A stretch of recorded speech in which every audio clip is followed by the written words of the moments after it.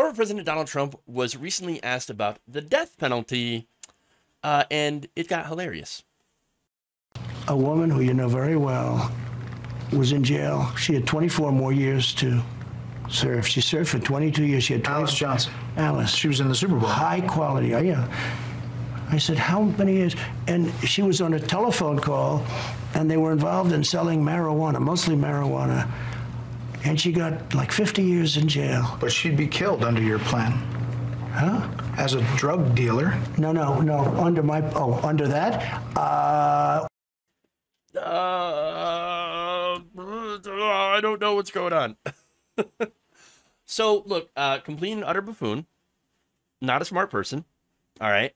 But here's the thing. This would be funny if it weren't dealing with the state murdering people. Because that's what's going on here. Look, that's what's messed up about this.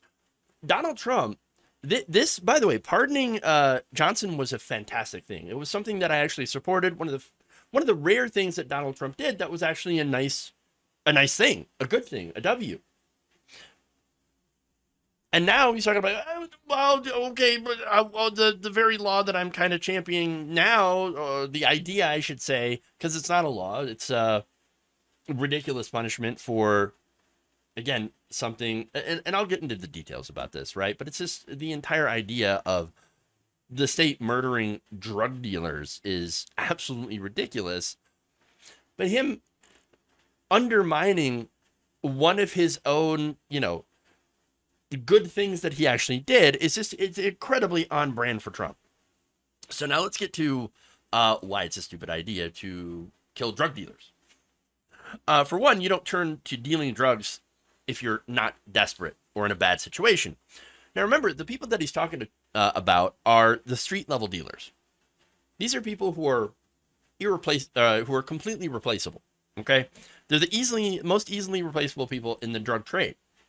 They face the most danger. They're often the most desperate, and they're often either in poverty or addicted themselves, and deal in order to make money to support their addiction. So obviously they need some help.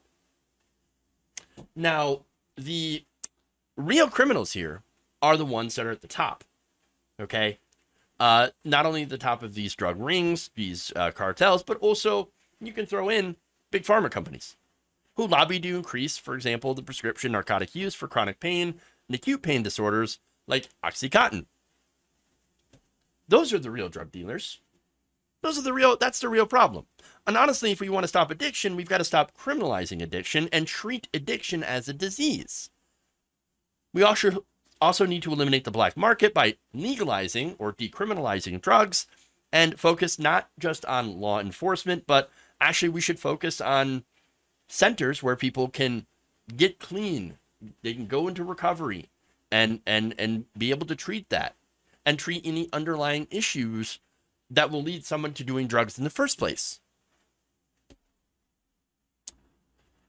But instead, Donald Trump is going to continue to advocate for the death penalty, except for in this case. And then, of course, he's going to make it about himself. So even Alice Johnson in that ad. She can't do it, okay? By the way, if that was there, no, she wouldn't be killed. It would start as of now, so you wouldn't go to the past. I know, but your policy. No, but starting now, yeah. But she wouldn't have done it if it was death penalty. In other words, if it was death penalty, she wouldn't have been on that phone call. She wouldn't have been a dealer. Now, she wasn't much of a dealer because she was sort of like, honestly, she got treated terribly. She was treated sort of like I get treated. But, Bret, she was treated very unfairly. Oh, she was treated almost like I was. Very, very unfairly. No, I would argue that she actually was treated far, far worse. But again, the important thing here is the death penalty is not a deterrent for drug dealers or anything else. There's no evidence to support that. In fact, the overwhelming amount of evidence actually refutes that and says, no, it is not a deterrent.